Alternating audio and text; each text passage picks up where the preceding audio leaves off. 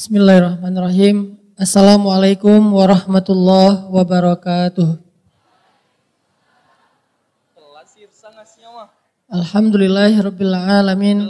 Alhamdulillahilladzi la yukhayyibu man amalah wa la yaruddu man sa'alah wa la yaqta'u man wasalah wa la yakilu man tawakkala alaih wa la yaslubu man syakarah. Segala puji dan syukur kepada Allah Subhanahu wa taala, zat yang gak pernah ngecewain siapapun yang berserah kepadanya. Zat yang gak pernah memutuskan siapapun yang datang kepadanya. Zat yang tidak pernah menolak siapapun yang meminta kepadanya. Dan zat yang gak pernah menyia-nyiakan siapapun yang bersyukur kepadanya. Asyhadu an la ilaha illallah wahdahu la syarikalah wa asyhadu anna Muhammadan abduhu wa rasuluhu la nabiyya ba'dah. Nahmadullaha ta'ala wa huwal mahmud wa huwa lil hamdi ahl. Wa nashkuruhu wa huwal mashkur wa huwa lisyukri ahl. Allahumma salli wa sallim wa barik ala sayyidina Muhammadin wa ala alihi wa sahbihi wa man tabi'ahu ila yaumiddin. Rabbi syrah li sadri wa yassir li amri wa hlul 'uqdatan min lisani yafqahu qawli. Qala Allah Ta'ala fil Qur'anil Karim, a'udzu billahi minasy syaithanir rajim. Bismillahirrahmanirrahim. Wal 'asr innal insana lafi khusr illa alladzina amanu wa 'amilus shalihat wa tawasaw bil haqq wa tawasaw bis sabr. Shadaqallahul azim. Teman-teman semuanya, anak muda Kota Pekanbaru, kota yang bertuah karena banyaknya dan orang-orang yang soleh di sini. Mudah-mudahan sebagaimana kota ini diberkahi dengan para ulama dan orang-orang soleh, Allah Subhanahu wa taala juga menambahkan anugerah kepada kota ini, Provinsi Riau, Indonesia, dengan pemuda-pemuda yang taat kepada Allah Subhanahu wa taala. Baik ketaatannya dalam bentuk ibadah maupun ketaatannya dalam bentuk karya-karya yang memiliki manfaat kepada orang lain. Karena ketaatan dalam Islam bukan hanya dalam bentuk ritual ibadah. Sekarang ini saya ngelihat ada semacam sebuah pemahaman yang sifatnya parsial setelah fase hijrah yang sudah kita lalui di Indonesia secara fenomenal. Kita masuk ke era hijrah dalam konsep tren, sehingga hijrah ini bukan lagi menjadi eksklusivitas sebuah kelompok. Hijrah ini bukan jadi sekedar narasi-narasi di atas mimbar, tetapi hijrah 5 tahun terakhir sudah menjadi tren dan lifestyle anak muda. Lalu ketika kita masuk ke dalam fase hijrah, ada satu hal yang mungkin perlu kita upgrade. Salah satunya adalah tentang pemahaman kita setelah kita belajar Islam, setelah kita berhijrah, setelah kita rajin ikut ta'lim, bahwa sebagian besar dari umat Islam di Indonesia masih melihat Islam itu secara parsial. Arti parsial, ada bagian yang di zoom in terlalu dekat sampai dia mengabaikan bagian-bagian yang lain. Jadi kalau kita nge-zoom in-nya terlalu dekat, akhirnya ada yang ke-crop kan gitu kan ya. Kita lagi selfie rame-rame nih, 10 orang. Pas diedit, terus di zoom in, dideketin. Akhirnya beberapa orang ke crop, tinggallah 1 orang. Nah inilah yang terjadi tentang Islam kita. bahwa kita melihat Islam kita tuh terlalu zoom in di satu part sampai akhirnya kita nggak sengaja nge-crop part-part yang lain tentang Islam yang komprehensif. Tentang Islam yang kalau dalam bahasa ulama syumuliyatul Islam. Betapa komprehensifnya Islam. Nah, karena kita udah melalui fase hijrah selama 5 tahun yang menjadi fenomenal, yang menjadi tren baru, bahkan berkembang dengan sendirinya seperti bola salju, sekarang kita mencoba untuk mengupgrade kepada fase yang lebih daripada sekedar hijrah. Mulai fase kesadaran terhadap tanggung jawab kita sebagai seorang muslim. Bukan hanya kesadaran kita sebagai seorang hamba, itu udah kita lewati selama 5 tahun terakhir. Kita udah berusaha menjadi hamba yang baik di hadapan Allah. Sekarang kita mencoba untuk menjadi muslim yang baik di antara manusia. Setelah kita berusaha menjadi hamba yang baik di hadapan Allah. Sehingga yang perlu kita zoom out lagi tentang pemahaman Islam kita, apa aja yang masuk dalam kategori kebaikan dan ibadah dalam Islam. Setelah kita zoom out, ternyata ibadah dalam Islam itu bukan sekedar ritual. Bukan sekedar sholat, zakat, puasa, haji, umroh, tilawah. Walaupun semuanya baik. Tapi kalau kita hanya larut dalam ritual-ritual pribadi, dalam ritual-ritual eksklusif yang kita lakukan sendiri atau berjamaah kecil, maka Islam kita belum sempurna. Kenapa belum sempurna? La yu'minu ahadukum hatta yuhibba li akhihi ma yuhibbu li nafsihi. Man kana yu'minu billahi wal yaumil akhir falyakul khairan aw liyasmut. Man kana yu'minu billahi wal yaumil akhir falyukrim dhaifah, falyukrim jarah, dan banyak lagi teks-teks ayat dan hadis yang mengajarkan kepada kita tentang makna menjadi muslim yang lebih utuh. Ternyata menjadi muslim yang lebih utuh gak cukup sekedar menjadi orang yang secara personal dia menampilkan penampilan seorang muslim yang khas. Walaupun penampilan muslim yang khas itu lebih identiknya dengan cewek. Kalau cowok dia agak lebih umum. Penampilan saya islami enggak? Enggak islami Ustadz. Kayak genrenya kayak reggae katanya. Karena menurut sebagian orang secara parsial memahami Islam itu hanyalah dengan penampilan tertentu ya. Saya dulu ketika masih kuliah di Mesir, awal-awal datang ke Mesir pakai sarung. Karena saya anak pondok. 6 tahun belajar di pondok. 3 tahun pondok tahfiz, 3 tahunnya pondok modern. Karena di Mesir, waktu itu masih awal-awal, masih baru, masih bawa kebiasaan di Indonesia. Kalau sholat ke masjid pakai sarung. Ke masjid aja tuh pakai sarung. Sholat subuh lagi. Pas beres sholat subuh, teman-teman anak Mesir nanya, Hanan kamu baru nikah katanya. Saya bingung, kok dia nanya baru nikah, ini nyindir, nanya atau mau ngebully. Udah tahu saya jomblo sih. Baru diputusin. Curhat. Kamu baru nikah gitu. Saya bilang enggak, emang kenapa? Kok pakai sarung? Emangnya ada apa salahnya dengan sarung? Saya bilang. Kata mereka di sini itu di Mesir, sarung itu adalah pakaian pengantin baru. Dan biasanya enggak dibawa keluar rumah. Jadi kalau kamu pakai sarung keluar rumah sholat subuh, kesannya enggak sempat, buru-buru gitu ya. Saya langsung astagfirullahaladzim innalillah. Sejak itu saya kalau ke masjid di Mesir enggak pakai sarung lagi. Takut disangka buru-buru. Apa pelajarannya? Ternyata itu tidak di semua tempat menjadi pakaian khasnya muslim.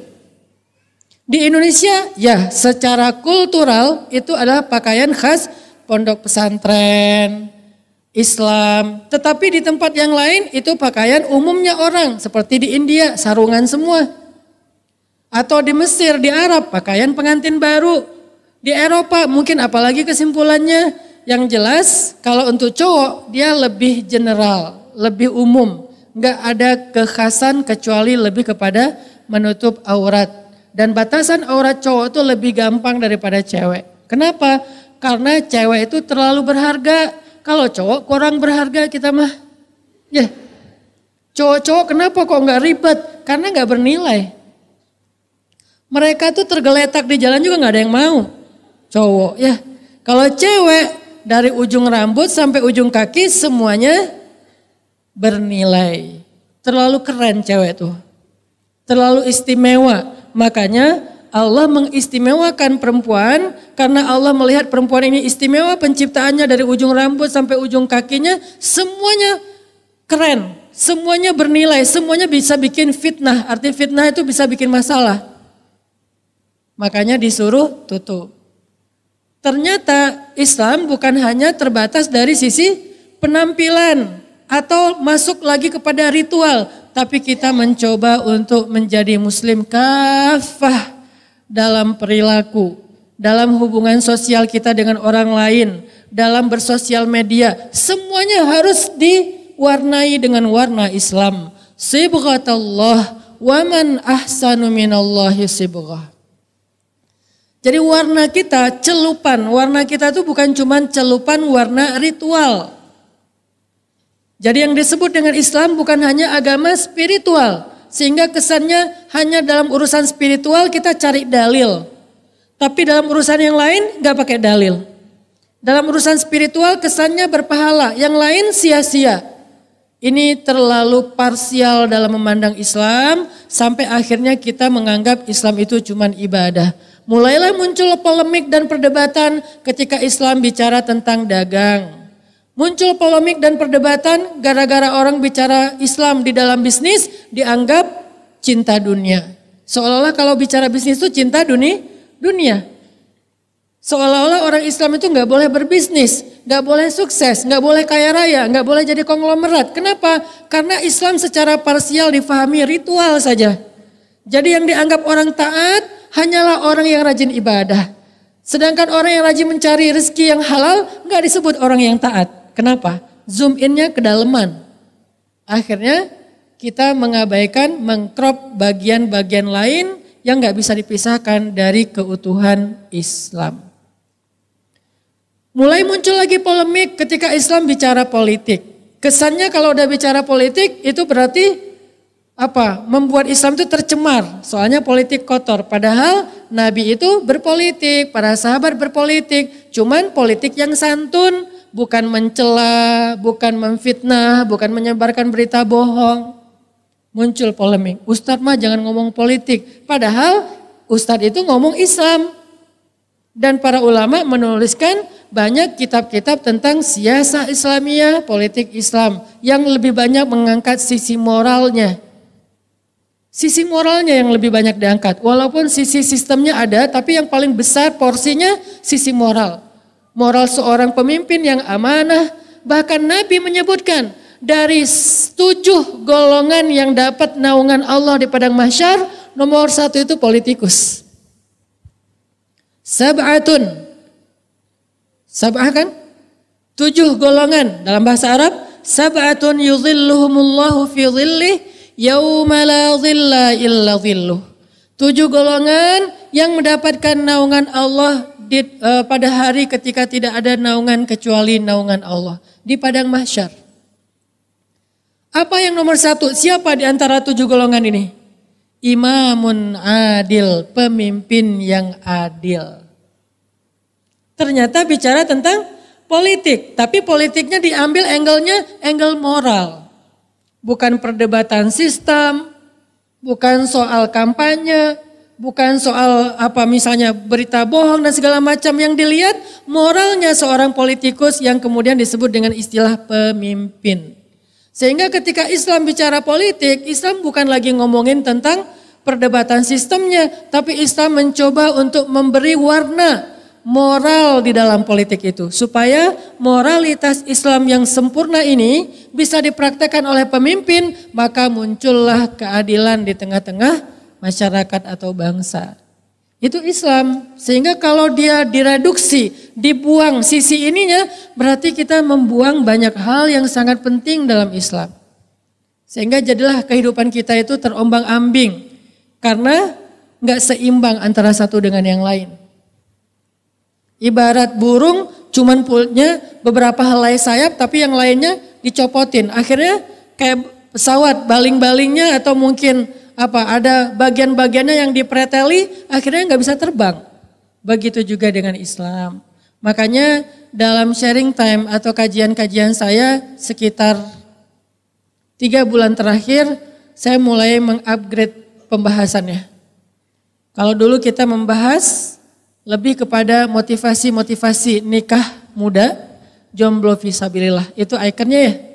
Sekarang udah nggak terlalu banyak ngebully jomblo, udah taubat. Daripada didoain terus sebagai orang yang terzolimi kan ya.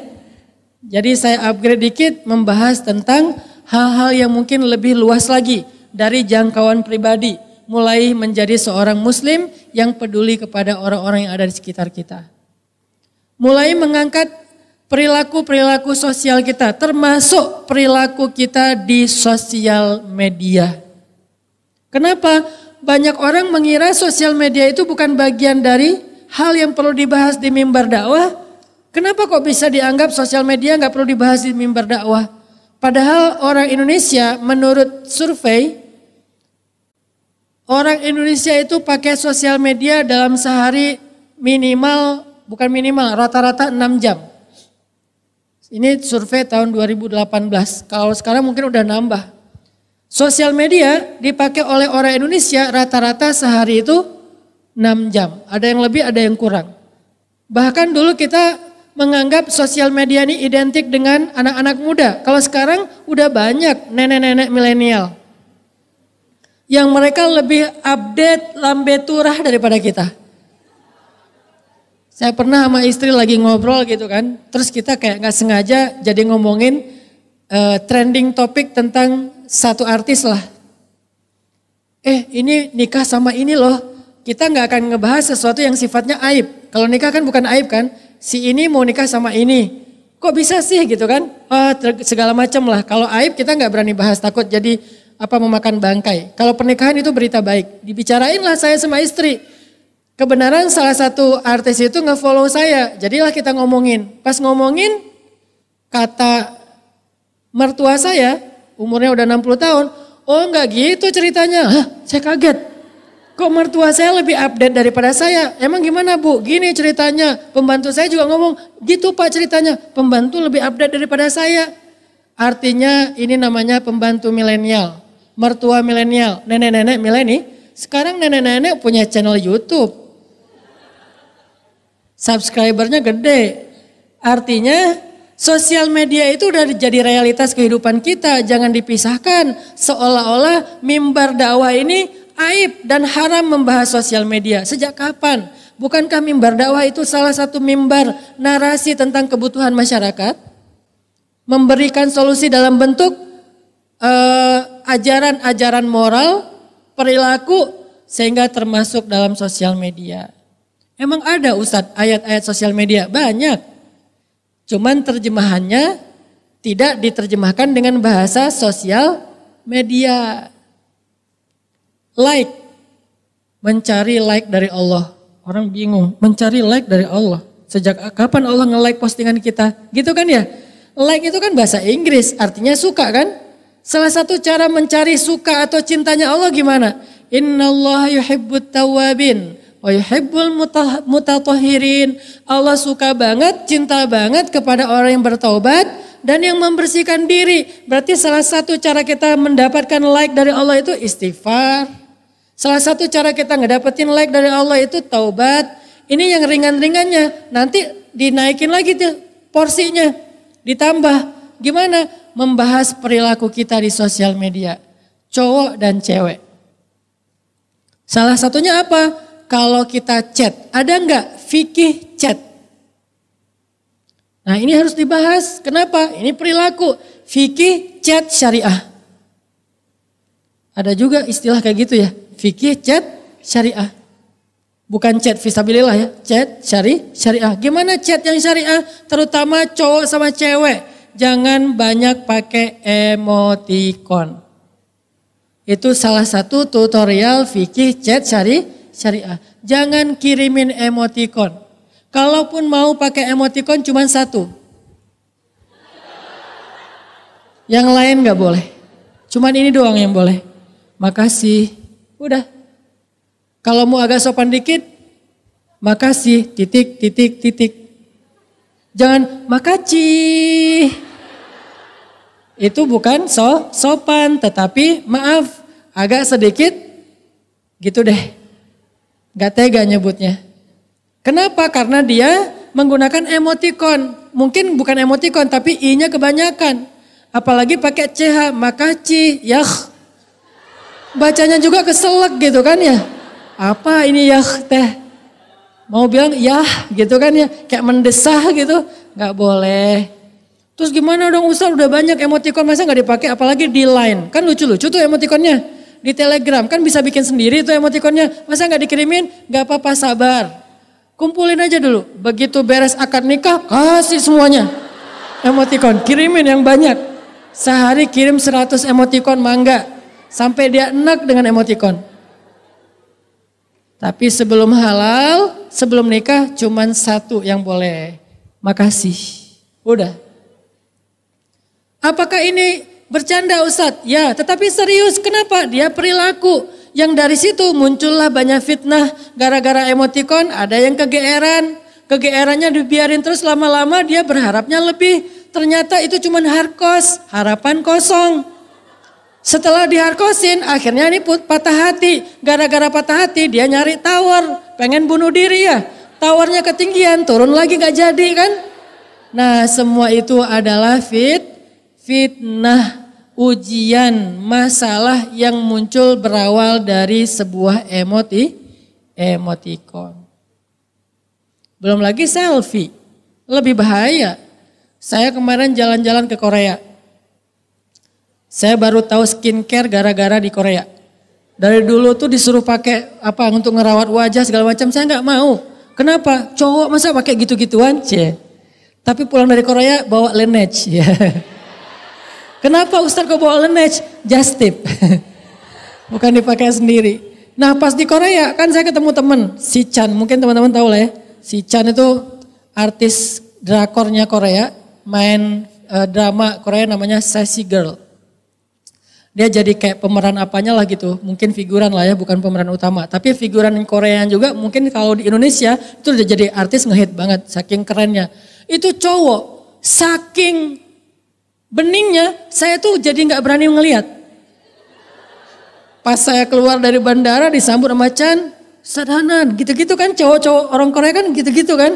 Untung dia gak gini kan, kalau gini saya langsung gitu-gitu. Sadanan gitu saya, astagfirullahaladzim. Terlalu mulus, terlalu bening.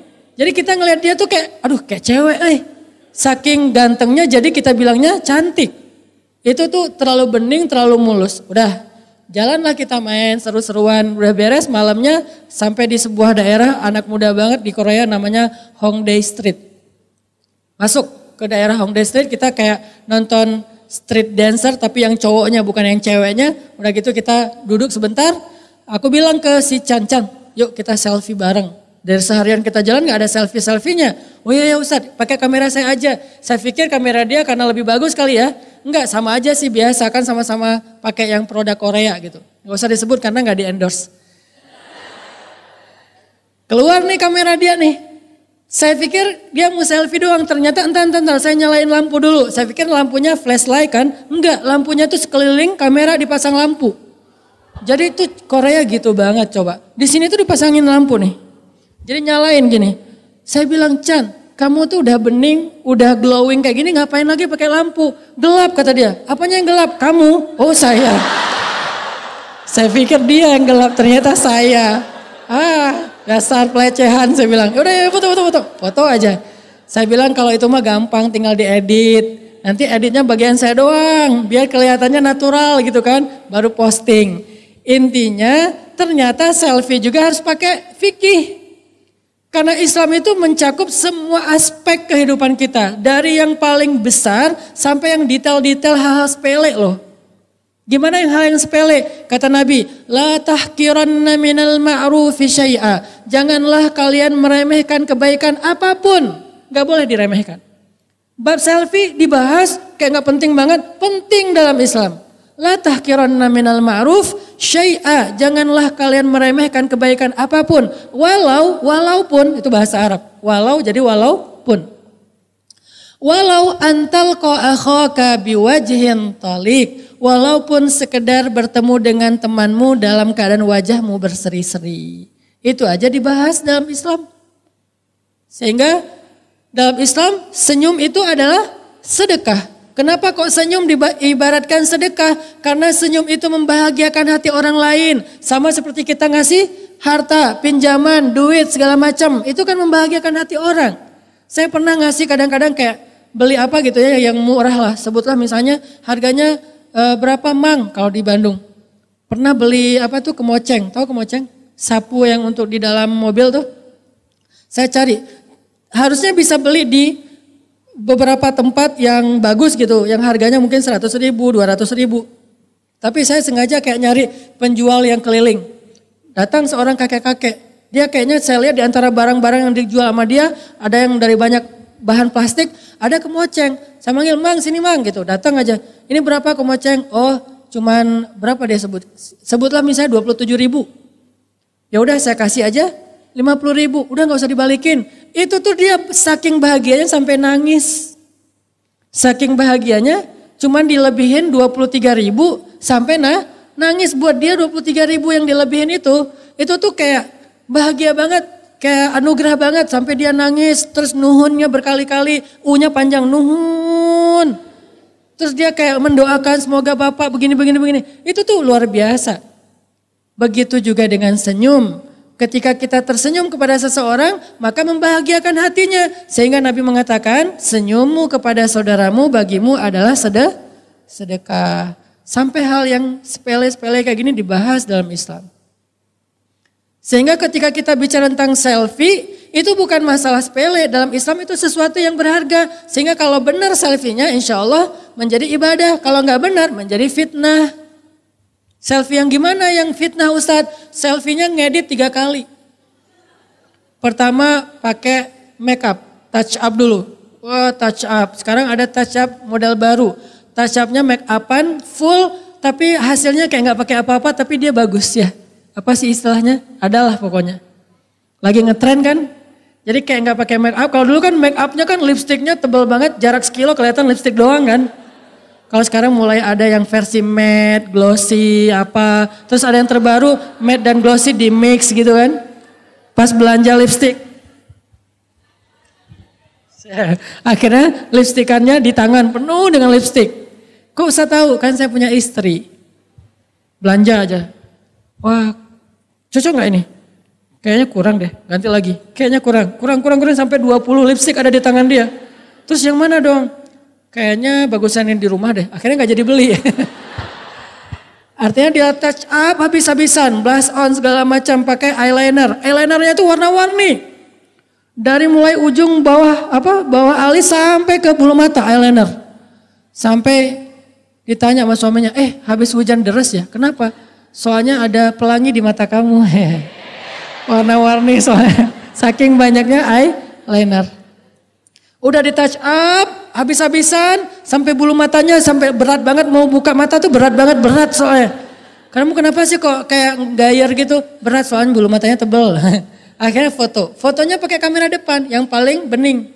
Kamera depan, belakang kan agak-agak kurang jelas ya, kamera depan tuh yang paling bikin happy lah udah.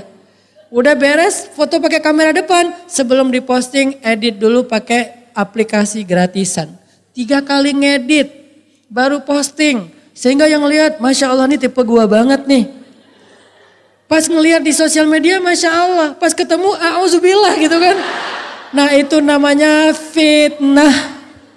Itu namanya fitnah. Gak sesuai dengan aslinya. Karena aslinya, Masya Allah 2 kali lipat lebih cantik daripada hasil editan. Jangan suuzon dulu. Intinya teman-teman, selfie itu juga bisa jadi fitnah. Tapi selfie juga bisa jadi sesuatu yang baik kalau misalnya dia masih sesuai dengan syariah. Selfie nggak usah terlalu berlebihan. Jangan selfie jaraknya dekat udah gitu. Ini tuh hanya dipakai buat yang halal. Kalau suami kita datang, boleh. Yang nggak halal, udah gini aja. Nggak usah diginiin, udah gini doang. Gini artinya apa? Kerdil. Apaan sih lo misalnya? Orang Arab kalau bilang gini artinya wait, tunggu. Ya Allah, lahzah. Jadi gini. Orang Korea jadi little love. Jangan. Kecuali buat pasangan, untuk anak, untuk keluarga boleh love. Apalagi yang kadang-kadang udah cadaran, keren kan cadaran. Saya respect banget lah sama cadaran. Hidup cadar. Jadi cadaran jilbab buat saya sih dua-duanya syariah. Yang mau jilbaban mah enggak, saya mazhabnya mazhab jilbab. Tapi saya menghargai yang cadar. Cuman jangan sampai udah jilbab cadar pun fotonya lebih luar biasa. Wah kelihatan mata doang tapi matanya. Kok kamu ngedip sebelah? Soalnya sebelah mata itu aurat Ustaz. Yang enggak aurat cuma sebelah. Oh dia ngambil mazhab. Yang aurat itu sebelah, kenapa nggak ditutup aja? Di Mesir itu ada cadaran tuh gini. Kenapa? Sebelah aurat, sebelah enggak. Ada yang cadaran gini, ada yang cadaran gini, ada yang cadaran juga buka tutup gitu kan ya. Artinya ini mazhab, ini tergantung mazhab. Bukan itu yang mau dibahas, perilakunya. Begitu juga nanti yang lebih ramai lagi masalah foto bareng, bumerang. Kita bumerang yuk, bumerang cewek-cewek kan. Bumerang rame-rame. Standar lah itu gaya bumerang kayak gitu ya. Diri. 1, 2, 3. Jadinya gimana? Jadinya kan gitu kan. Dan itu adalah dance. Ketika diposting yang ngelihatnya cowok itu jadi dance. Emang ada Ustadz ayat bumerang? Ada. Ayat Al-Quran bumerang ada. Ini emang Ustadz emang aneh ini. Mana ada ayat Al-Quran tentang bumerang? Ada. Baca surat An-Nur. Salah satunya Allah berfirman. Wahai perempuan-perempuan yang beriman. Janganlah kalian menghentakkan kaki kalian ketika kalian berjalan. Karena itu akan memperlihatkan lekuk tubuh kalian. Menghentakkan kaki.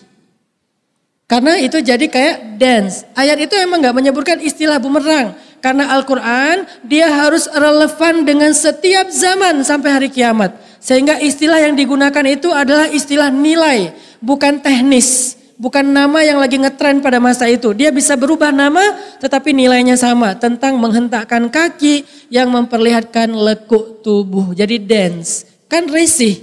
Kita dance depan cowok-cowok diliatin like.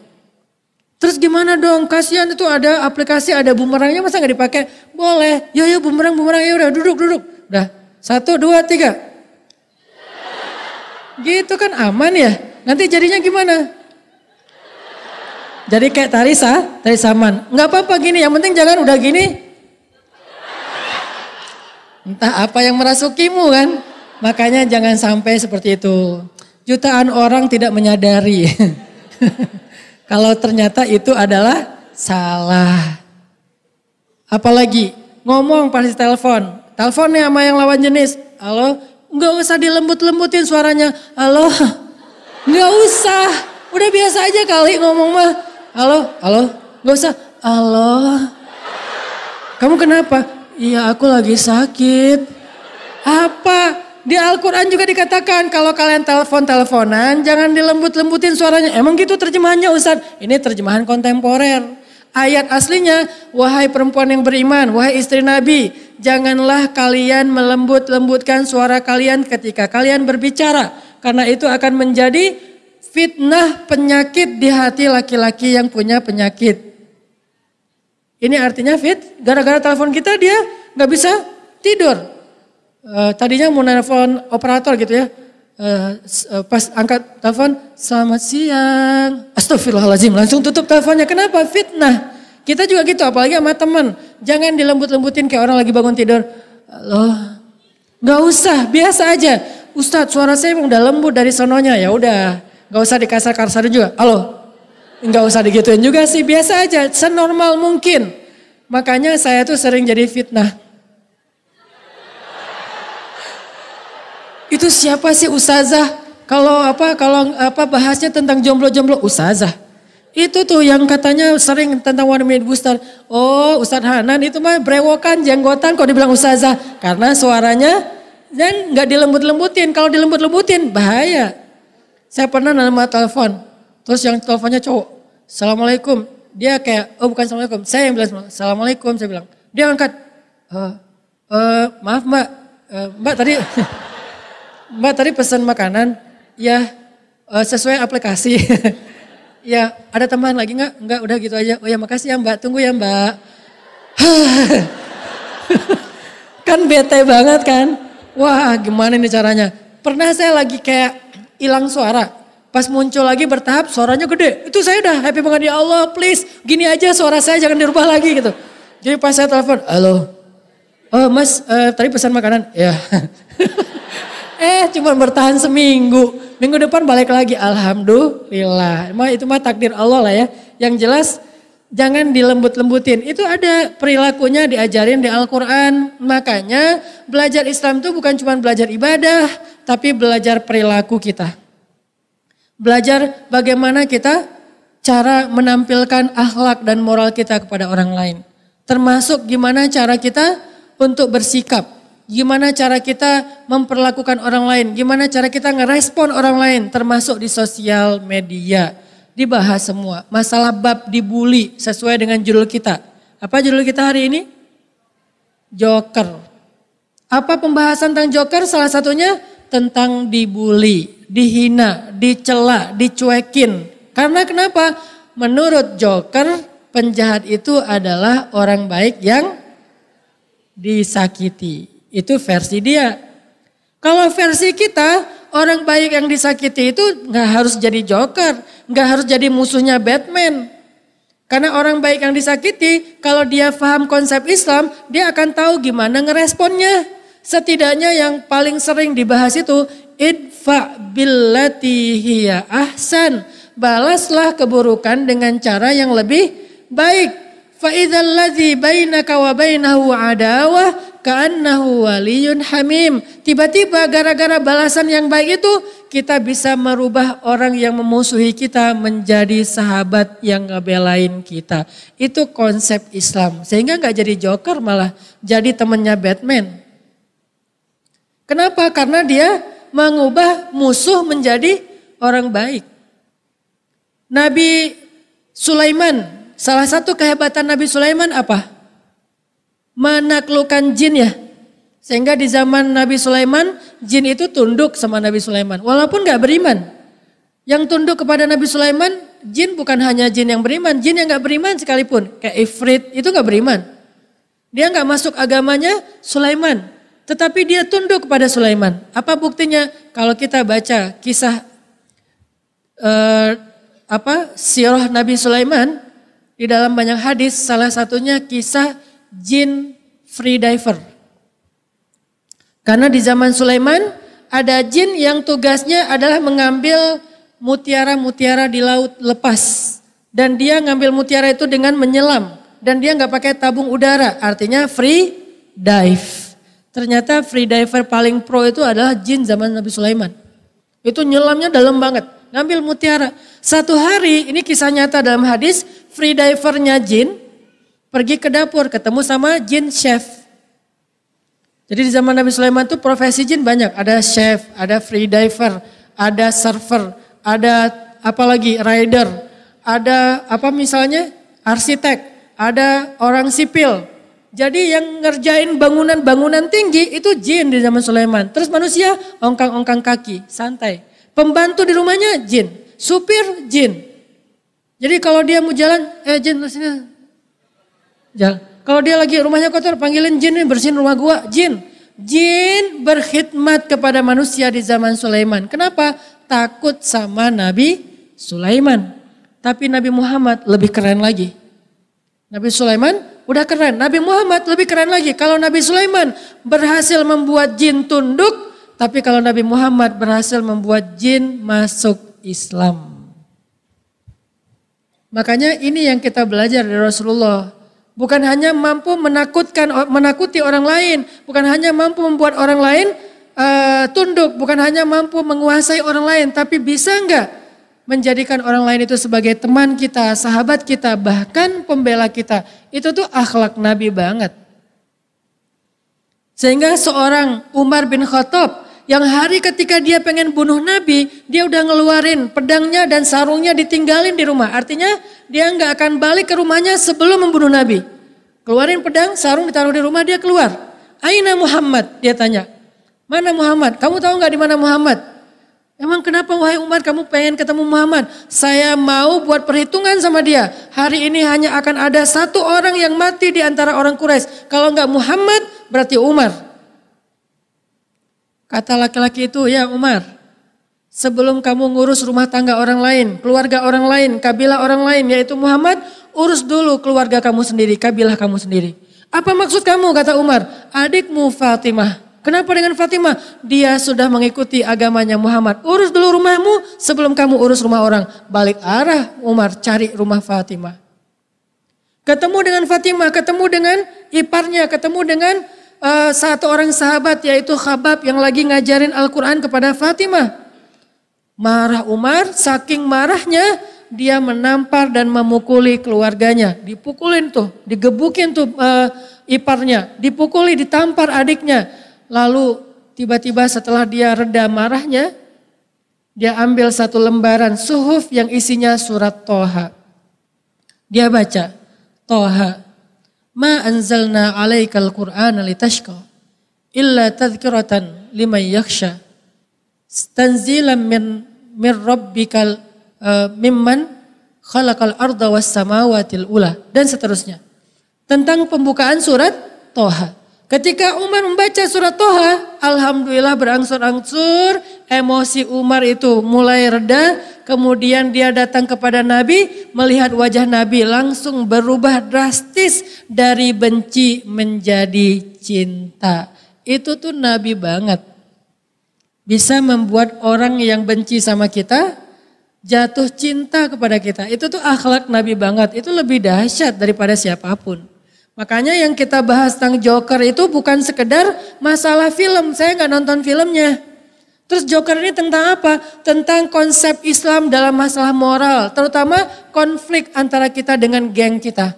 Konflik antara kita dengan orang lain. Konflik antara kita di sosial media dengan haters. Gimana menanggapinya? Karena kita udah capek ribut dan debat terus di sosial media. Nggak ada baiknya untuk bangsa Indonesia. Kalau bangsa Indonesia, anak mudanya berdebat terus antara satu dengan yang lain. Tapi kita didebat duluan Ustadz, kita dicela duluan. Makanya Islam mengajarkan kita idfa billatihi ahsan. Balas keburukan dengan kebaikan. Nggak sanggup Ustadz, ada solusi kedua. Solusi keduanya apa? Falyakul khairan aw liyasmut. Kalau nggak bisa ngomong yang baik, ya udah diam aja, jangan di replay. Itu pilihannya. Kalau kita baik, maka balas dengan kebaikan. Enggak sanggup, minimal jangan jadi jahat, diam aja deh. Itu ajaran Islam. Dan itu jangan hanya dipakai dalam kehidupan kita dengan langsung dengan orangnya. Karena kita sekarang justru banyak konfliknya di sosmed. Sosmed kita itu luar biasa. Hiruk pikuknya itu rame banget, nyaring banget, bising banget sosmed kita. Kita punya sekian followers, mungkin setengahnya haters. Kayak kemarin, saya posting tentang ada anak yang kena kanker gara-gara makanannya tidak terjaga. Ada aja yang nge-hate, ada yang bilang, wah ini yang videoin tega banget sih ngelihat anak kayak gitu bukannya ditolong. Dia nggak tahu siapa yang videoin, istri saya.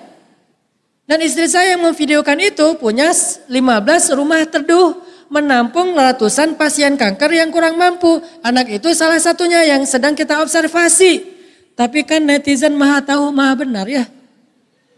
Sehingga gimana cara kita nanggepin yang kayak gini. Kalau mau kepancing, wah bisa panjang itu tulisannya. Di scroll juga gak beres-beres ya. Tapi gak mau kepancing lah, dia gak tahu. Kadang-kadang saya motivasi, yuk kita pinjamkan harta kita kepada Allah dengan pinjaman yang baik. Muncul komen. Allah kok katanya pinjam, emang Allah miskin? Berarti dia gak ngerti ayat. Padahal itu bahasa Al-Quran bukan bahasa saya. May yuqridullah qardan hasanan fayudha'ifahu lahu. Siapa yang meminjamkan hartanya yang baik kepada Allah, Allah balas berlipat ganda. Meminjam bahasa Allah. Kok Allah minjam sih kayak butuh aja? Ini namanya kiasan, bukan sebenarnya. Sama kayak Allah bertanya, emang Allah gak tahu kok nanya? Bukankah Allah maha tahu kenapa nanya? Itu emang gaya bahasa Al-Quran. Kadang Allah itu menyampaikan berita dengan bertanya. Contoh, Allah bertanya kepada kita, Alam tara kaifa fa'ala rabbuka bi ashabil fil. Tahukah kalian? Tapi dikasih tahu malah. Atau Allah bertanya kepada Musa, wa ma tilka biyaminika ya Musa. Apa itu yang ada di tangan kananmu wahai Musa? Kan Allah tahu tongkat. Kenapa Allah nanya? Allah pengen ngasih tahu kepada Musa itu bukan ular ya, itu tongkat beneran. Itu udah jadi gaya bahasa Al-Quran menyampaikan berita dengan pertanyaan. Musa bilang, hiya asaya atawakkau 'alaiha wa ahushu biha 'ala ghanami wa liya fiha ma'aribu ukhra. Ini adalah tongkat saya ya Allah. Saya pakai untuk berjalan, saya pakai untuk menggiring ternak, saya pakai untuk kebutuhan-kebutuhan yang lain. Allah bilang, Alqiha ya Musa, coba kamu lempar wahai Musa. Fa'idha fa'alqaha fa'idha hiya hayyatun tas'a. Ketika dilempar oleh Musa, tiba-tiba tongkat itu menjadi ular. Jadi Allah lagi pengen ngasih tahu Musa, ini bukan ular ya, ini tongkat. Kamu sendiri loh yang ngomong, tongkat ini udah bersama kamu sekian tahun ya. Kamu pakai untuk ini. Untuk menegaskan itu tuh tongkat banget, bukan ular. Sehingga ketika Allah bilang meminjam, ketika Allah mengatakan berdagang dengan hambanya, itu adalah kiasan. Tapi ada aja orang yang maha tahu, maha benar, sehingga dia nge-hate speech. Dasar ya, gak sopan kalau ngomong tentang Allah, kok Allah minjam, kok Allah begini, kok Allah begitu, karena dia gak paham. Nah gimana sikap kita? Kalau kita nggak sanggup membalas dengan yang lebih baik, faliyakul khairan, maka pilihan kedua, auliyasmut, diam aja. Dua pilihan. Mau menjadi orang yang paling bertakwa, pilih katakan yang lebih baik, ucapkan yang lebih baik, sikapnya lebih baik daripada sikap orang kepada dia. Ini takwa yang paling baik. Nggak sanggup takwa yang paling baik, minimal takwa semampunya, diam. Itulah maksud dari ayat Allah di dua surat yang berbeda. Satu di surat Ali Imran. Allah berfirman, Ya ayyuhalladzina amanu ittaqullaha haqqa tuqatih. Bertakwalah kepada Allah dengan sebenar-benar takwa yang ideal. Kalau kita dicela, balas dengan memuji. Kalau kita dihina, balas dengan menghargai. Kalau kita dicurangi, balas dengan justru memberikan bantuan, pertolongan. Ini takwa udah ideal banget. Tapi kan gak selalu sanggup ya takwa kayak gitu kan. Kenyataannya kita emosi. Terus gimana dong Ustadz kalau kita gak bisa haqqa tuqatih, idfa' billati hi ahsan, balaslah keburukan dengan kebaikan. Gimana caranya Ustadz?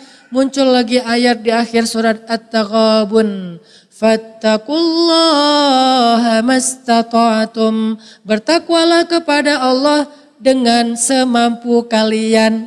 Kalau di Ali Imran, bertakwalah kepada Allah dengan sebenar-benar takwa. Di At-Taghabun, bertakwalah kepada Allah semampu kalian. Lihat Islam, selalu ada pilihan. Jadi kalau kita nggak mampu takwa yang ideal, yaitu membalas bulian dengan kalimat yang baik, ya udah minimal takwa semampu kita. Apa itu? Diam, jangan di-replay komennya. Nggak tahan Ustadz, hapus aja komennya. Sebel Ustadz, blok aja nomornya. Tapi jangan debat. Kenapa? Debat itu hanya akan membuat keramaian, kericuhan yang tidak produktif bagi umat dan bangsa. Nggak apa-apa ngeblok kalau dia udah keterlaluan. Saya dulu pernah, kan beberapa kali saya juga pernah dibully walaupun masih amatiran lah ya dibandingkan Ustadz Felix kan. Masih mending lah, tapi yang mending juga lumayan, saya baca semua tuh. Kalau lagi gak kontroversi paling komennya 200, 300. Kalau lagi kontroversi 17.000. Komen. Salah satunya yang luar biasa, ada yang bilang anjing neraka jahanam. Hah, astagfirullah. Kita dibilang anjing aja marah kan? Ini udah anjing, anjing neraka. Dan nerakanya bukan neraka biasa, jahanam. Wah, 3 kali lipat. Udah anjing, neraka, jahanam pula. Udah gak ada yang lebih buruk lah daripada itu. Itu saya baca. Terus gimana, dibalas? Enggak. Sebel banget. Sedih, marah. Manusiawi. Tapi tahan diri, jangan sampai balas. Gak sanggup juga saya bilang semoga kamu jadi orang soleh ya. Gak sanggup saya. Anjing neraka jahanam, kamu itu soleh banget. Enggak. Saya belum sanggup. Takwa saya tuh belum hakko tukoti. Makanya saya mengambil pilihan takwanya mas tata'atum yang saya mampu aja. Diam. Paling di delete komennya atau di blok akunnya. Tapi gak akan di replay dengan keburukan. Dan itu banyak. Ternyata ini adalah ajaran Islam tentang perilaku sosial media. Balik lagi ke judul. Joker ini kan masalah dibully. Baru sebulan yang lalu tuh ada artis Korea bunuh diri gara-gara apa? Dibully. Gak tahan bunuh diri. Kenapa? Karena mereka gak punya iman. Kasian. Di Jepang tingkat bunuh diri tinggi banget. Saya pernah cerita sampai, karena kan alhamdulillah setiap winter saya kan ke Jepang main snowboard ya. Dan selalu ada kasus bunuh diri. Kalau di Jepang, tempat bunuh diri favorit itu adalah nabrakin diri ke MRT, kereta cepat. Sampai ada aturan, ada undang-undang di Jepang, kalau bunuh dirinya di MRT, maka yang kena denda keluarganya. Kenapa? Soalnya ngerepotin orang. Repot banget kalau udah ada kejadian MRT bunuh diri, itu repot. Semua delay, semua orang jadi gak sesuai. Kan orang Jepang disiplin ya. Kalau udah delay mereka bete banget. Belum lagi nanti masalah yang kasus ini di TKP-nya ribet dan luar biasa, macet di mana-mana. Mereka nggak terbiasa macet kayak kita karena transportasi publiknya bagus. Jadi yang kena denda keluarganya, akhirnya ganti. Nggak lagi bunuh diri di MRT biar keluarganya nggak repot. Terus bunuh dirinya online. Sampai ada bunuh diri online. Ada platform digital, aplikasi bunuh diri online. Bisa order, go bunuh diri. Di Jepang. Tahun 2017. Kasusnya rame. Pas saya datang, pas habis kejadian dan lagi viral tuh di televisi Jepang. Kita bisa mesen orang untuk bunuh diri, terus orangnya datang, kita bisa pilih menunya. Bunuh diri pakai apa? Yang paling sakit itu bunuh diri dengan diputusin. Itu paling berat. Diputusin sama mantan, terus jadiannya sama sahabat. Itu.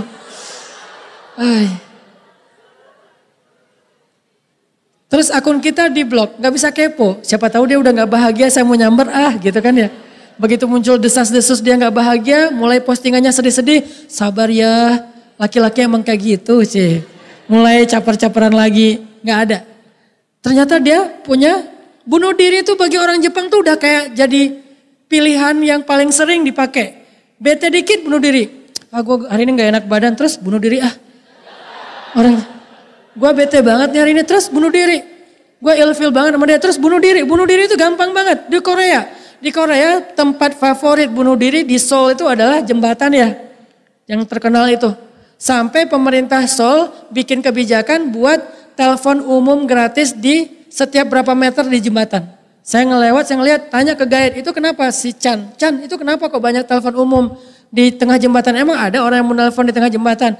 Itu untuk mengurangi kasus bunuh diri. Gimana ceritanya? Biasanya orang Korea itu kalau mau bunuh diri, salah satu yang bisa membuat niatnya diurungkan itu kalau bisa dibujuk oleh keluarga.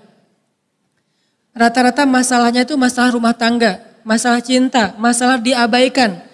Orang Korea itu paling gak kuat ketika diabaikan oleh keluarganya, jadi dia ngerasa hidup saya udah selesai, udah bunuh diri aja.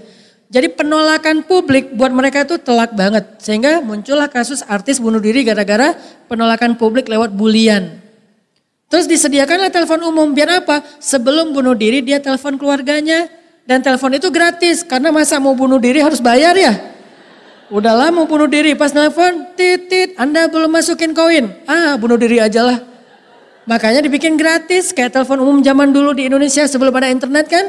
Dulu kan di mana-mana ada telepon umum tuh, saya masih ngerasain. Pakai koin 100 rupiah, telepon. Mau habis titit, masukin lagi, masih lanjut gitu kan. terus ganti jadi wartel. Ya, era-era wartel, semuanya bikin wartel. Wartel lewat, ganti lagi warnet. Semuanya bikin warnet, sekarang semuanya udah pakai gadget. Berarti Ustadz hidup tahun berapa Ustadz? Udah tua lah pokoknya. Pernah ngerasain era perpindahan dari masa dulu kita nggak ada gadget, sosial media, sampai sekarang jadi edik dengan gadget, nggak bisa lepas dari gadget. Kalau lepas juga nggak jauh-jauh. Nah di Korea kenapa orang gampang bunuh diri? Kayak kasus-kasus Joker. Joker ini kan ekspresi keputusasaan. Putus asa dari perlakuan publik akhirnya jadi orang jahat.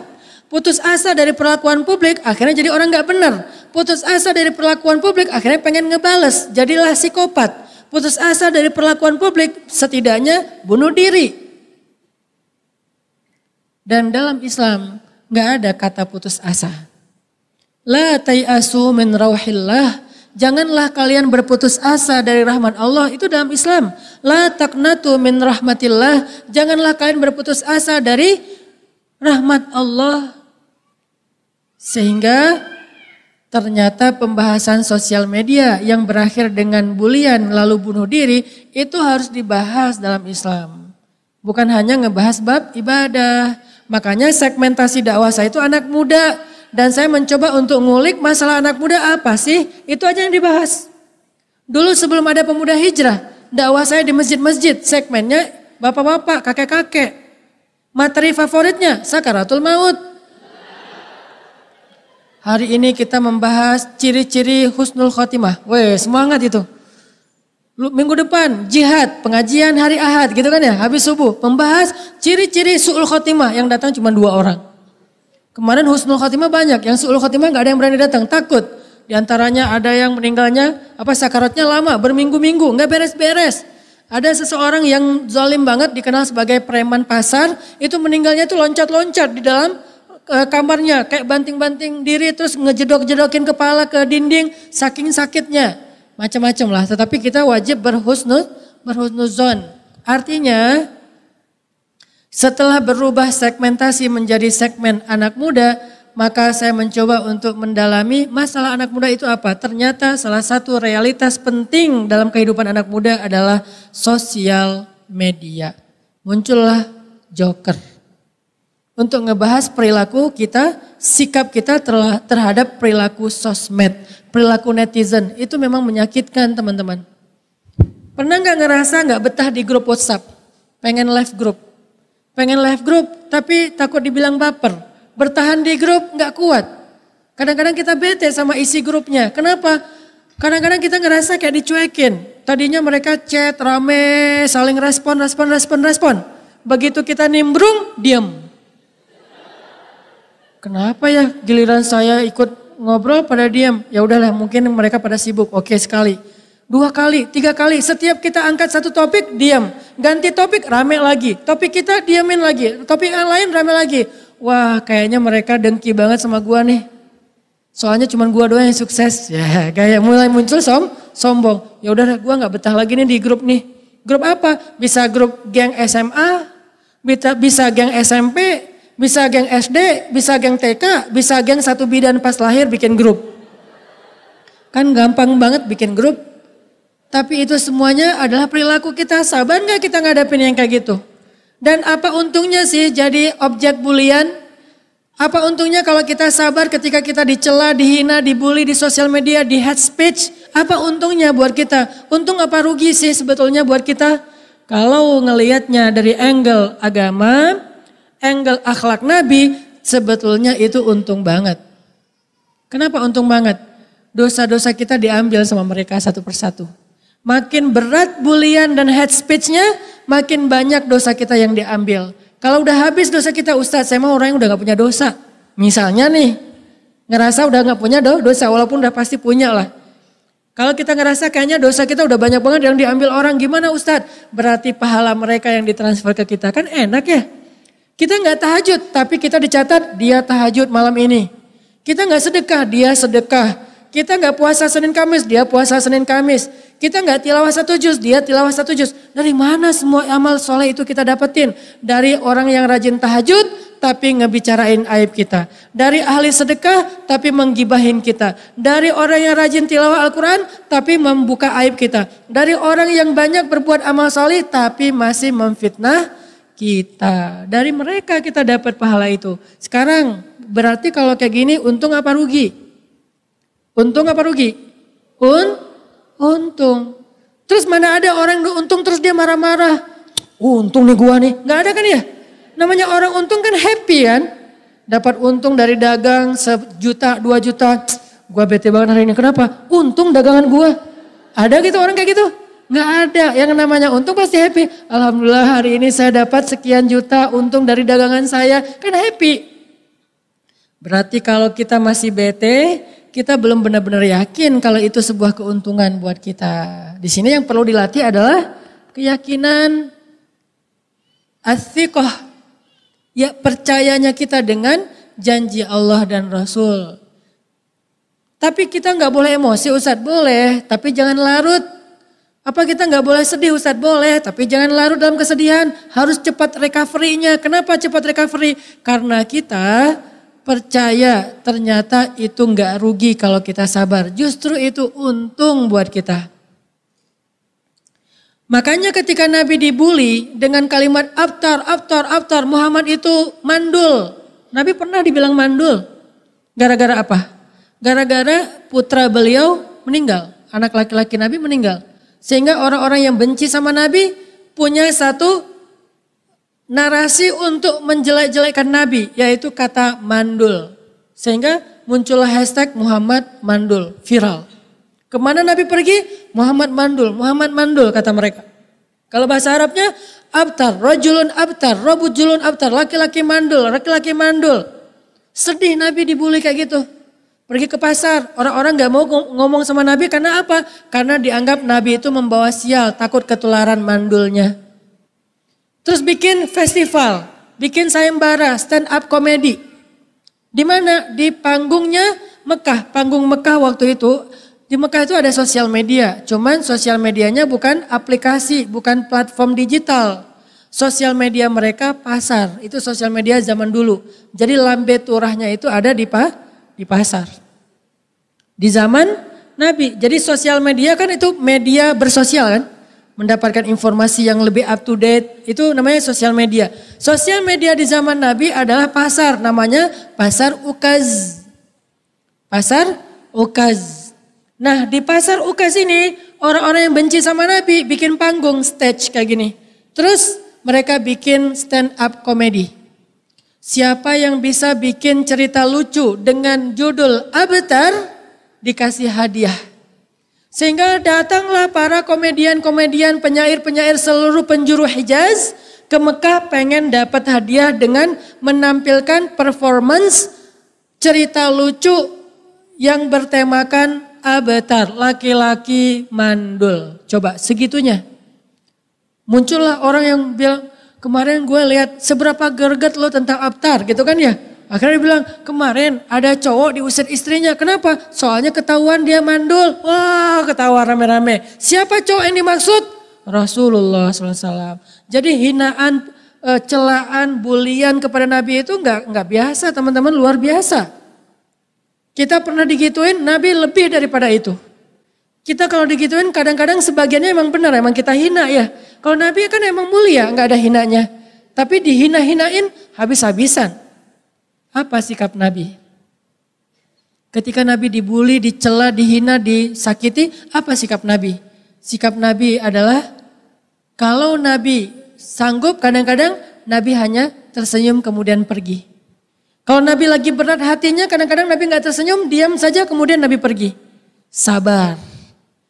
Terus mentok-mentoknya Nabi ketika udah pergi, buliannya makin menjadi-jadi. Nabi mengangkat kedua tangannya, meminta kepada Allah Subhanahu Wa Taala yang baik-baik. Gak pernah Nabi ngedoain yang buruk untuk kaumnya.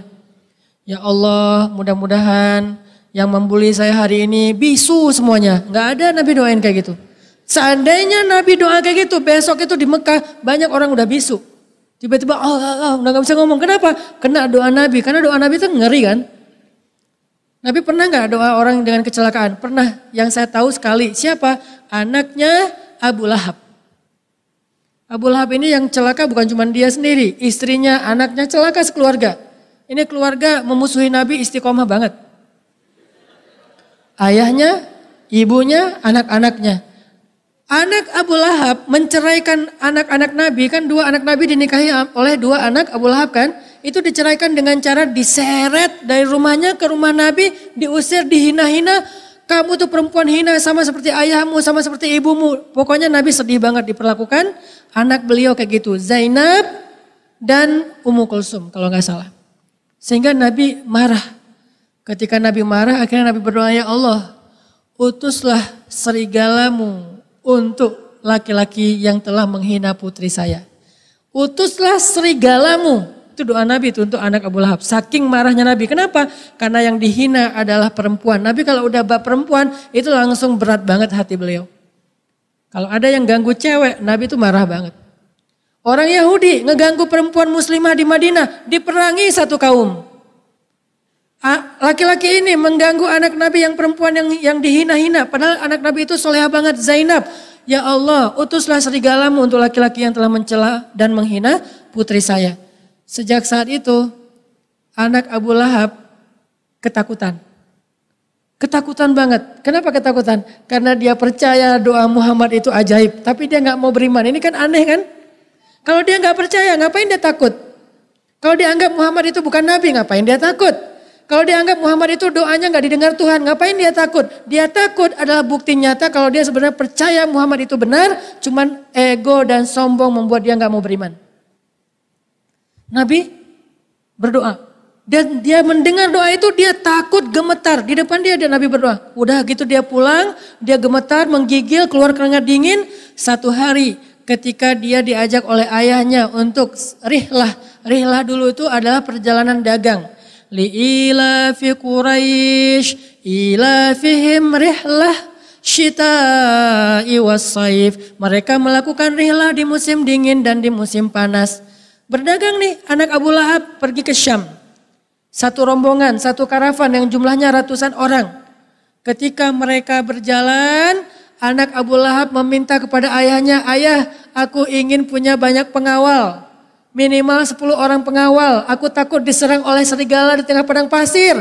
Padahal udah berapa bulan yang lalu Nabi mendoakan dia masih ketakutan. Sehingga dalam perjalanan dia bisa dikawal supaya gak ada serigala. Jadi pengawalnya itu mengelilingi dia di tengah jalannya. Kanan, kiri, depan, belakang, sisi, pinggir-pinggir, semuanya pengawal. Gak ada celah untuk seekor semut pun lewat, apalagi serigala dikawal. Ketakutan.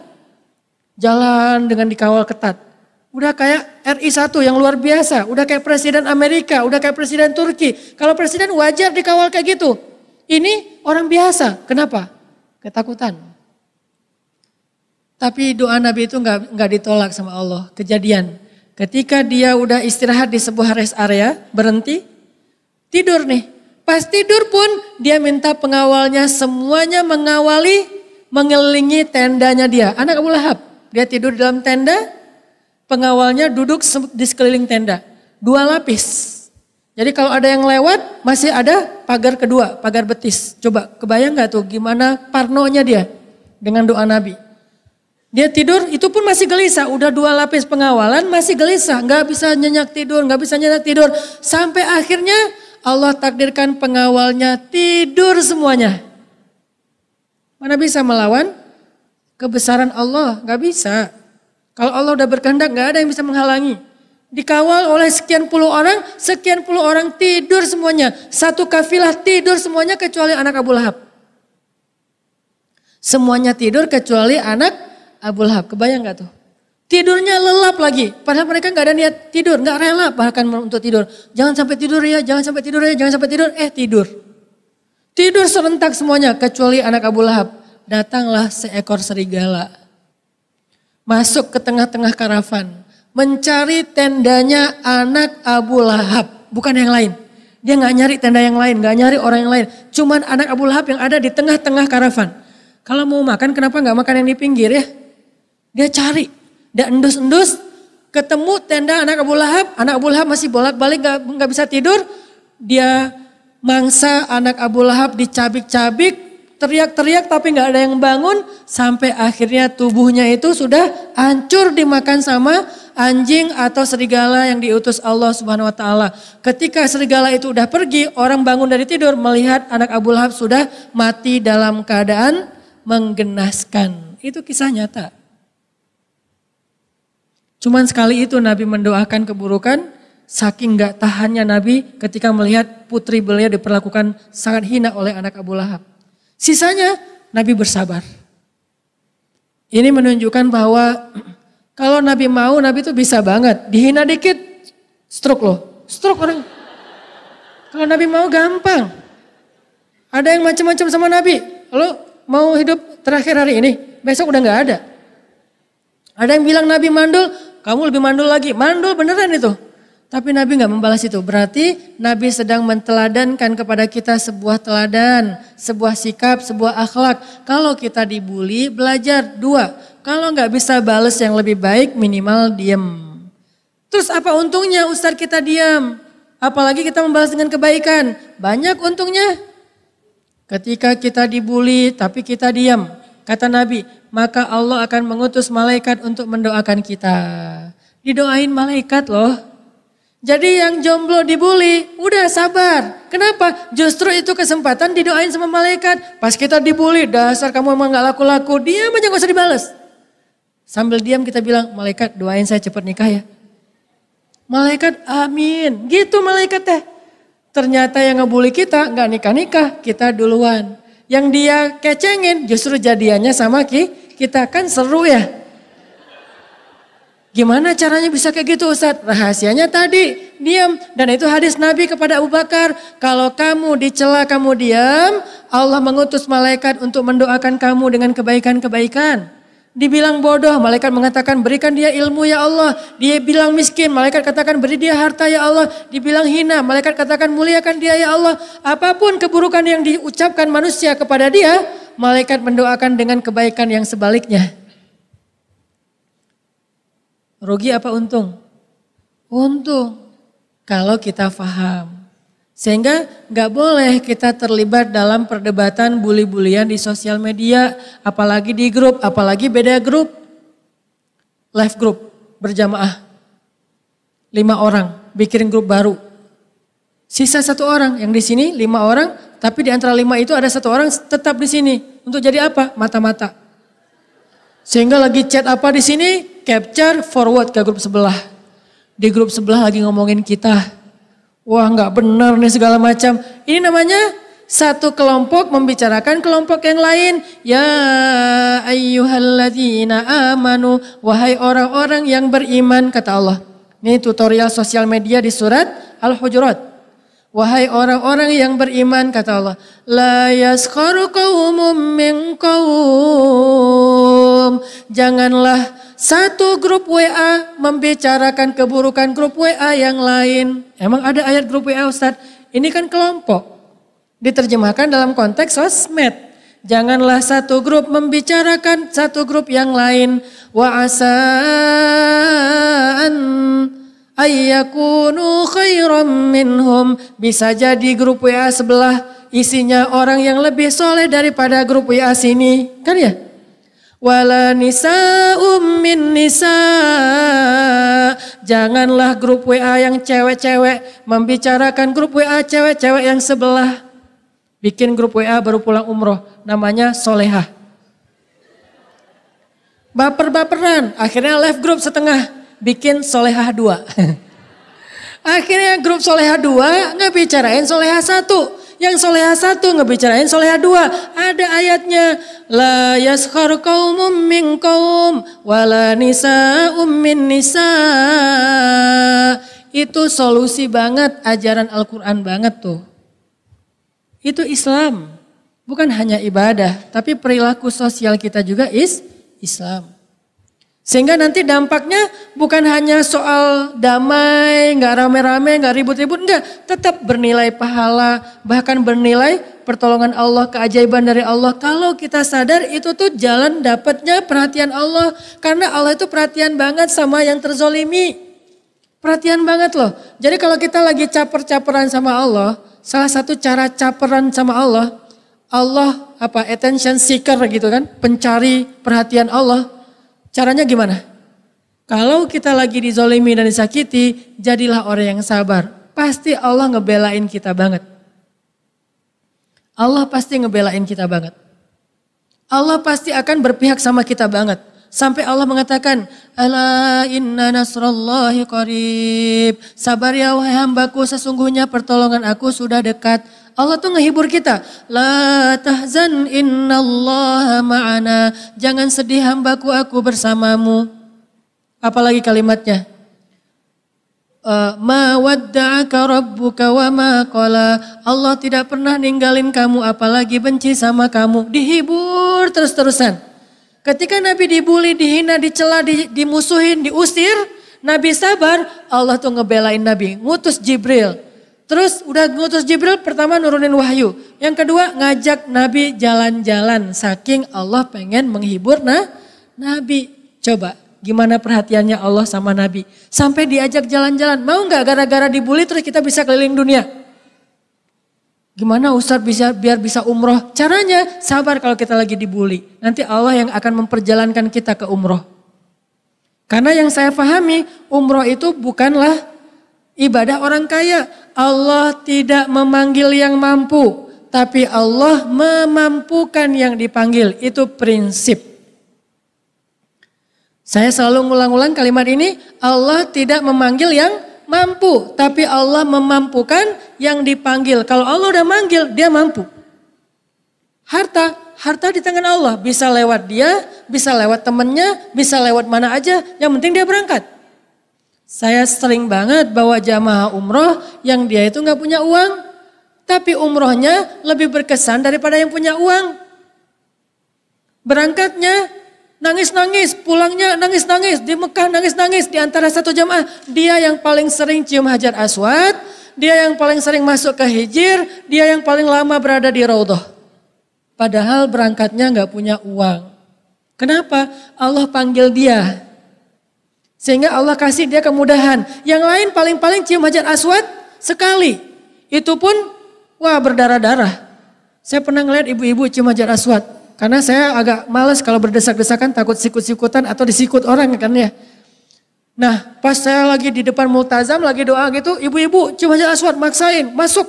Pas keluar Allahu Akbar, Alhamdulillah ya Allah. Tapi jilbabnya udah gak ada. Karena jilbabnya ketinggalan kan itu tarik-tarikan. Lama-lama orang-orang bilang astagfirullah. Ya panggilannya haja. Alhamdulillah haja. Ada orang Indonesia, bu jilbabnya gak ada. Innalillah langsung. Saking susahnya untuk ke Hajar Aswad. Tapi ada jamaah, orang tua, orang kampung yang kelihatannya polos banget. Kayak serba bingung, lihat apa aja bingung. Lihat hotel tuh bingung loh. Masuk kamar mandi gak bisa nyalain air hangat. Akhirnya kepanasan. Aduh ya. Atau masuk kamar mandi, maaf gak bisa tekan flash. Akhirnya dia keluar aja belum dibersihin. Saking bingungnya.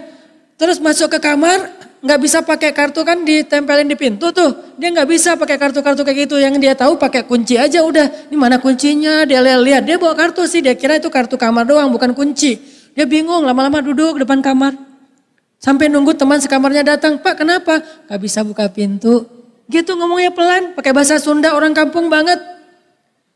Tapi orang yang polos ini, yang tua ini, yang bingungan ini, yang gak berwawasan tinggi, yang orang miskin ini, cium Hajar Aswadnya sehari 2 kali memecahkan rekor jamaah yang lain. Kenapa?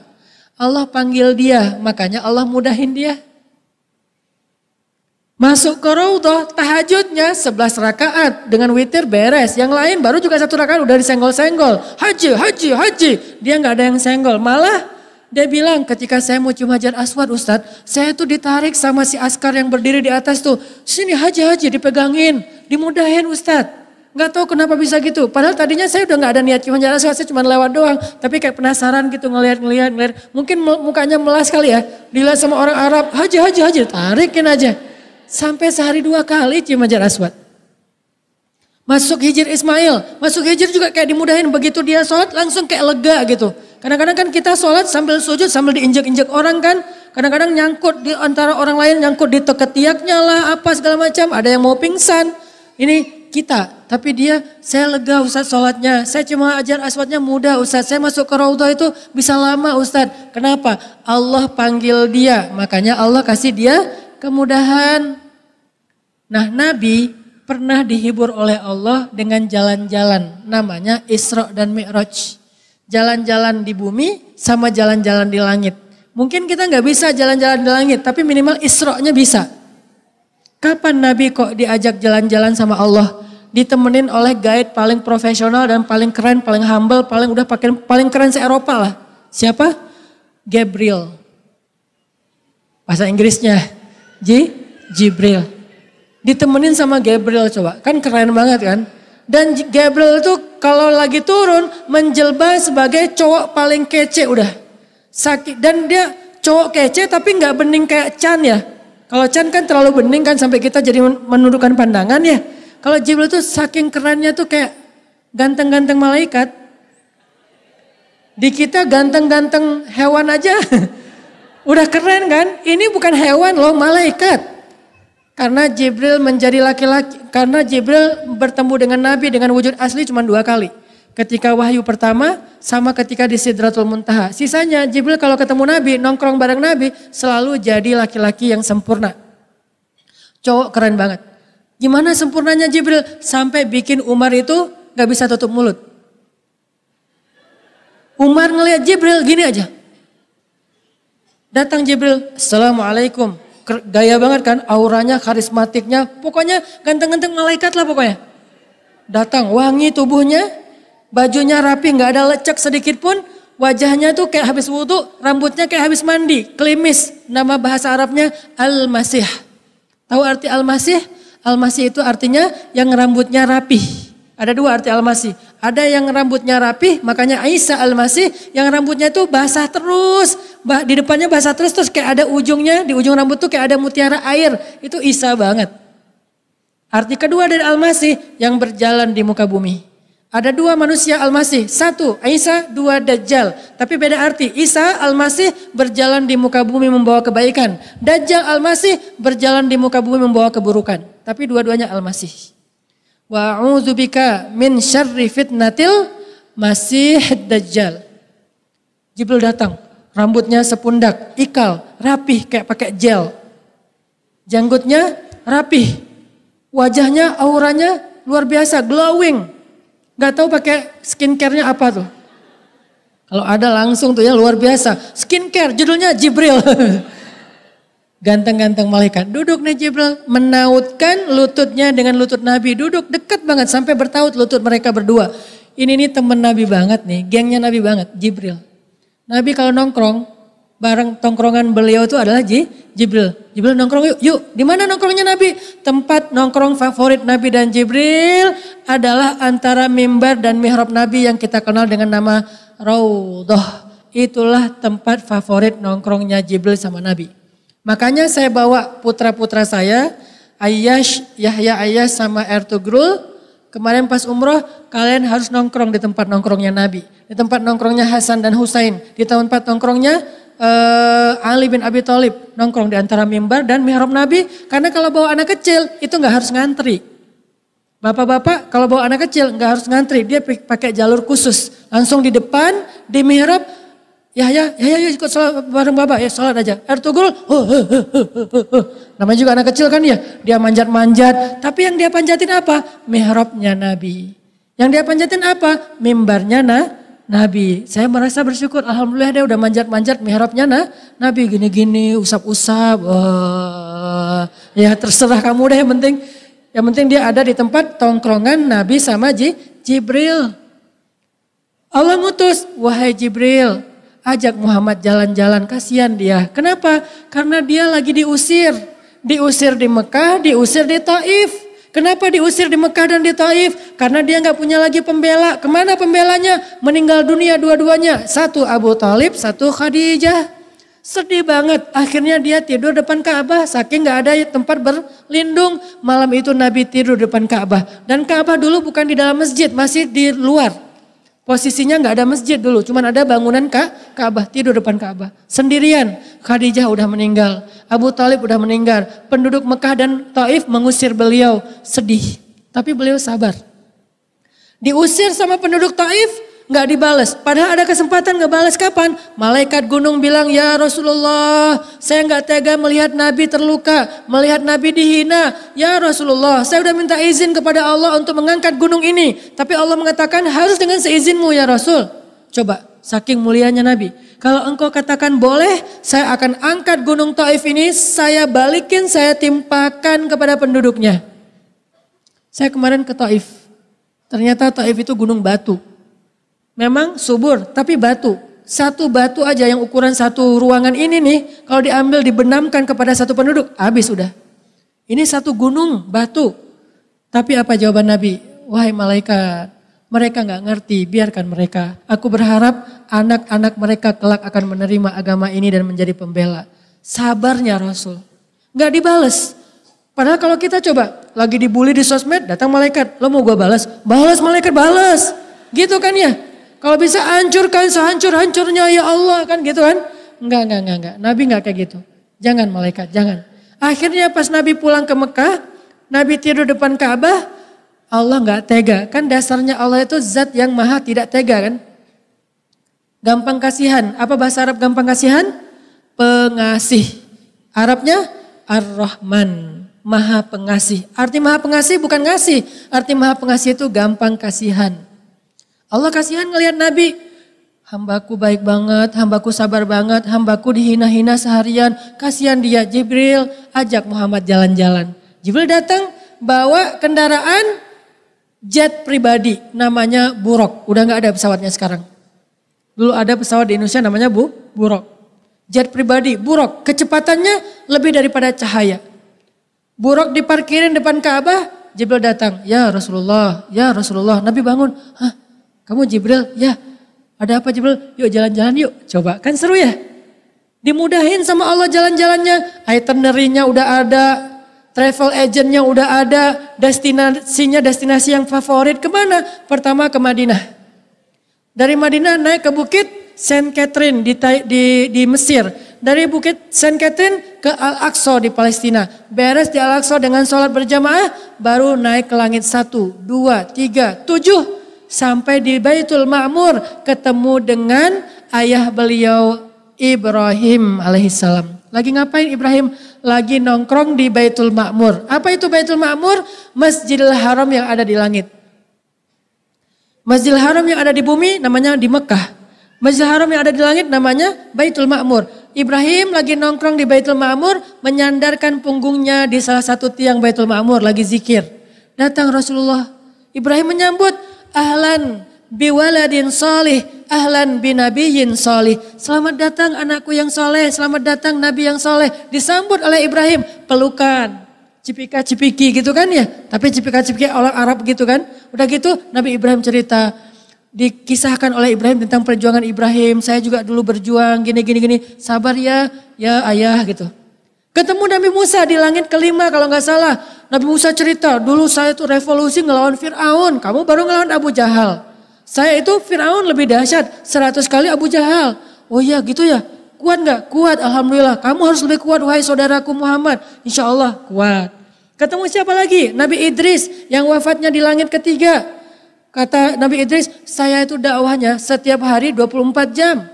Ketika saya meninggal aja, saya nggak rela meninggal karena pengen dakwah lagi. Jangan patah semangat untuk berdakwah ya saudaraku Muhammad. Ya wahai Idris, semangat lagi. Ini nih jalan-jalan paling keren loh. Ketemu dengan nabi-nabi. Kalau bahasa kita ziarah sowan-sowan gitu ke nabi-nabi. Kenapa nabi diperjalankan oleh Allah? Kok dapat tiket traveling keliling dunia dan langit? Karena Nabi sabar ketika dibully. Jadi siapa yang pengen keliling dunia, pengen traveling, pengen jalan-jalan, bersabarlah. Dan saya ngerasa, habis dibully, jalan. Kemana? New Zealand. Hobbiton. Minum ginger beer. Kok Ustadz minum bir? Namanya ginger beer. Aslinya jahe dan soda. Ginger beer. Itu halal, zero alkohol, ada label halalnya. Minumnya di mana? Di Hobbiton, tempat lokasi syuting film Lord of the Ring. Dingin-dingin minum ginger beer sama pacar halal. Hasil apa? Hasil bulian. Bisa jalan-jalan ke New Zealand. Main longboard, keliling di New Zealand pakai longboard. Udah. Bully lagi, jalan-jalan ke Turki. Bully lagi, jalan-jalan ke Jepang. Bully lagi, jalan-jalan ke Korea. Bully lagi, jalan-jalan ke Mekah. Bully lagi, terus aja gitu. Makin sering dibully, makin sering jalan-jalan. Alhamdulillah, saya percaya banget ternyata salah satu hadiah untuk orang yang sabar ketika disakiti adalah dihibur oleh Allah. Salah satu cara Allah menghibur, Allah mudahkan dia untuk berjalan-jalan melihat kebesaran Allah Subhanahu wa taala. Oke, udah azan? Teman-teman sekalian, jadi kesimpulan kita hari ini apa? Pertama, yuk kita sama-sama membuka lagi lembaran-lembaran tentang kajian Islam.